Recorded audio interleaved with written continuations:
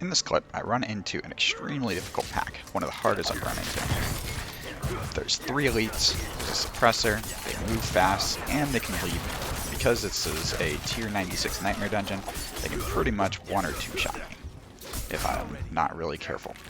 So while watching this clip, see if you can spot what I do well to stay alive and what I don't do well. In this video, we'll talk about the mechanics that I use to survive here, and then later in the video, we'll come back and watch this video again and break it down fully once you understand the mechanics that I used. So be sure to listen carefully so that you can understand this more later, and we'll also see if I actually survive.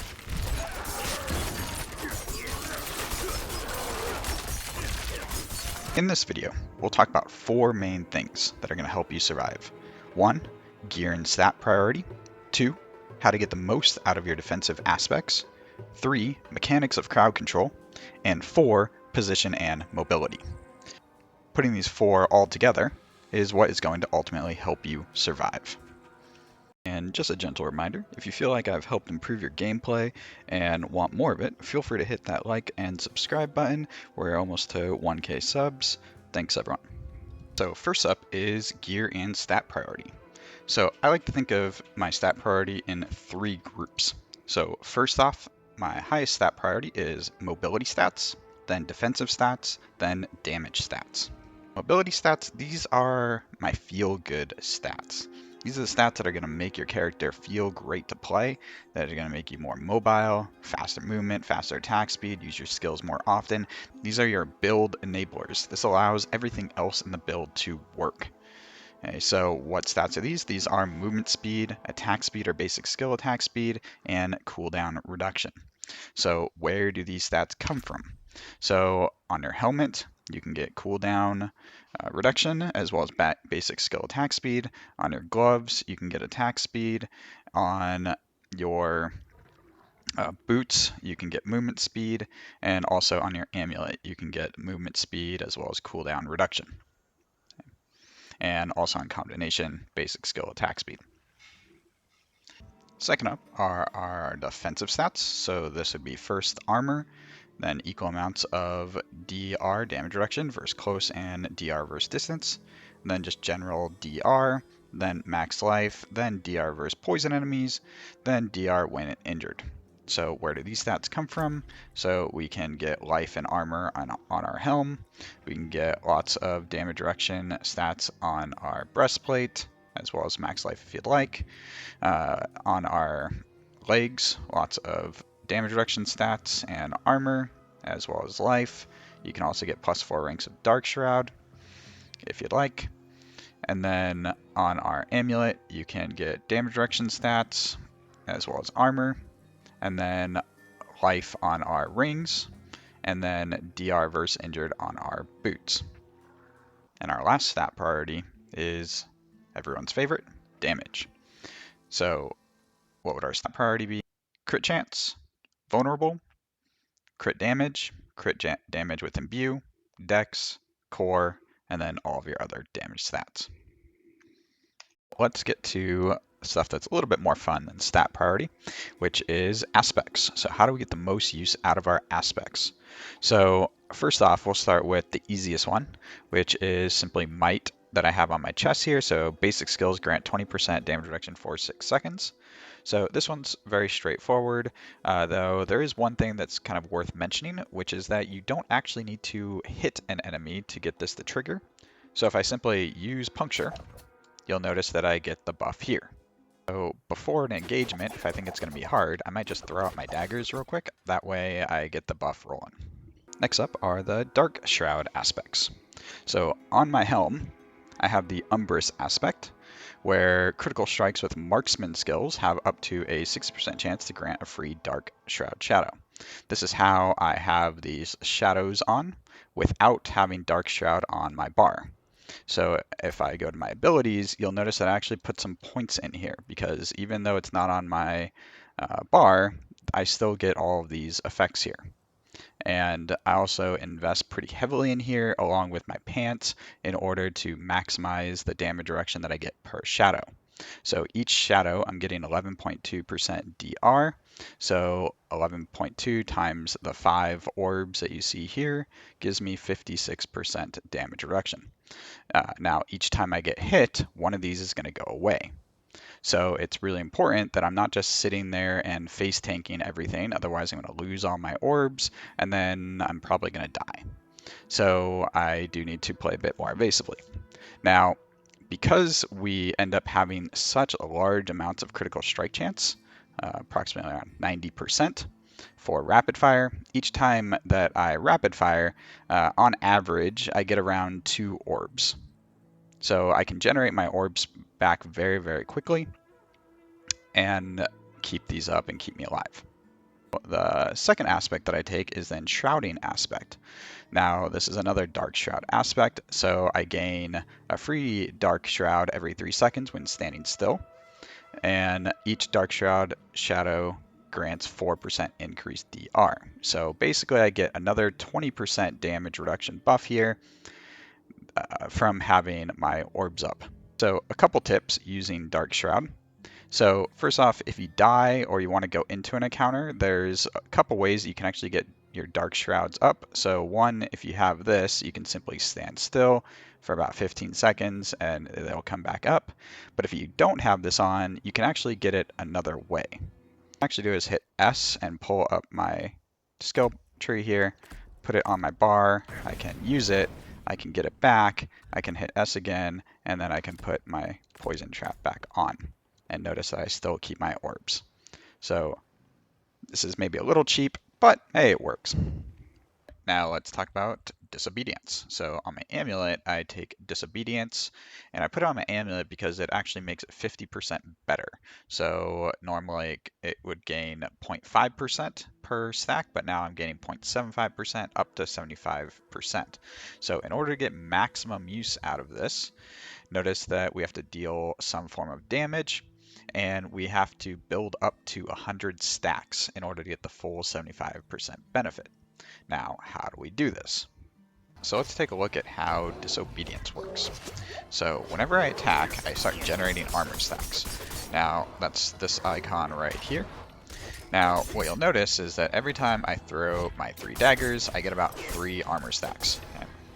So if I just spam my 3 attacks over and over and over, or if I throw in some rapid fires here, I can only get up to about 50 armor stacks. And this actually goes up to 100 armor stacks. And if I open up my sheet here, we can see that as I attack, again, we look at that armor, I can get maybe up to, I didn't get stunned there, would have been helpful. Let's see this again. Get up to 50 stacks here, I can get up to about 11,000 armor. Now, this actually goes up to 100 stacks though. So how do we get to 100? Well, to get up to 100, we need some poison. So poison imbuement helps because it has those ticks that are hitting those mobs, and those generate some more stacks for us. But the biggest thing that actually generates stacks the fastest is by simply throwing down a poison trap. If I throw down a poison trap, now if we look at the stacks without me even attacking, notice my armor stacks go up to near 100. And we can see that my armor gets really, really high as well. So again, if I throw down poison trap here, maybe throw out a few attacks as well, I easily get to 100 stacks, and now I'm at 14,000 armor. And now as I kite around and attack with my poison trap up, we can maintain a relatively high amount of stacks, hopefully near 100, right, as we see I'm getting now. If I don't have poison up, well then you can see that even with me attacking, my armor stacks start to drop significantly, and now I am at much higher risk of dying if I get hit. So maintaining that poison is going to, again, keep those armor stacks high, keeping you safer. Alright, so next up is crowd control. So how can we prevent mobs from hitting us by dazing them and knocking them down and freezing them? So in this build, we've got a few things that do that. So first off, we've got the Mangler's aspects, and what this does is if an enemy is vulnerable, then we can daze them. So in order to apply vulnerable, we use puncture, and then that allows us to daze them. And then we use trick attacks, which then if the enemy is dazed, then we can then knock them down. And now, if I want to spread that to the rest of the group, well then I use shared misery. So when you hit a crowd controlled enemy, which daze is crowd control, or knockdown is crowd control, or slow for that matter, or chill, then it has a chance of spreading to an unaffected enemy. So let's see how this works in practice. Let's see how crowd control works here. So I use puncture here, which applies vulnerable, which allows me to daze them and knock them down. And then my shared misery then spreads that CC to the rest of the mobs. So you'll notice that just by spamming my attack here, that most of them are dazed, knocked down, not really doing much. And then eventually those chains come up. What those chains mean is that the mobs are now unstoppable, meaning they cannot be CC'd anymore. So at this point, I just want to kite around until those chains are gone, and then I can go back to CCing them again. And you can see how effective that is and helps prevent a lot of damage. The last thing we're going to talk about is positioning. So there's three things that I like to think about when positioning. So 1, I like to use doorways and use angles. 2, I like to kite away as necessary. And 3, I like to evade in circles versus range mobs or even melee mobs if I have the space. So let's see those in action. So this is a T94 Sunken Ruins. So I immediately go into that room, and I could have started fighting in there, but instead I decided to pull them and use the doorway. So first off, use doorways, corridors. This kind of clumps them together nicely. The other thing you'll notice I'm doing at the start is I start trying to use an angle for the door. So instead of staying directly in front of the door, I tried to get to the side of one door so that I couldn't get hit as easily by the archers. And then notice that I'm simply just kind of evading around in a circle. So this is so that the mobs in the back there, those archers, are having a tougher time hitting me. Kite around a little bit. Close quarters combat. And then just kind of repeat that, getting my CC up, knocking them down, use close quarters combat when possible, and it seems safe. And then just finish them off. Alright, so now let's look back at the clip from the beginning and see if we notice some of the stuff that I did that we talked about in the video. So first off, notice I have my shrouds up, I throw down the poison trap, I start kiting back. Notice that this is a really hard pack because of the suppressor mob and all those other mobs in front of the suppressor mob. So as I hit the mobs in front, the suppressor mob jumps forward and blocks for them.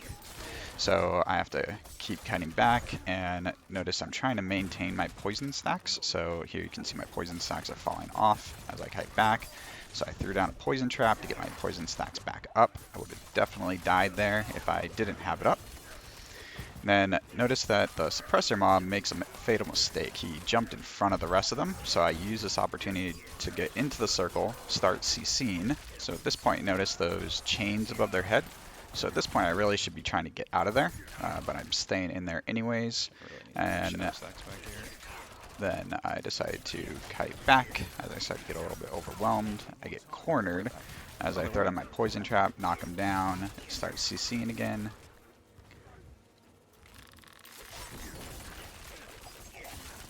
And we continue to kite, looking for an opening to get in. Again, he jumps forward away from his friends, so I use this opportunity to get back in there, start CCing, again, get a bunch of damage on them. Eventually, I do drop him. And then once that suppressor mob is gone, it's just a matter of time before the rest fall. So, did I play this perfect? Probably not, but I somehow survived. So, I hope you guys found this video helpful. If you guys enjoyed it, remember to hit that like and subscribe button. Hope you guys have some great runs. Not even a hard fight. Thanks, guys.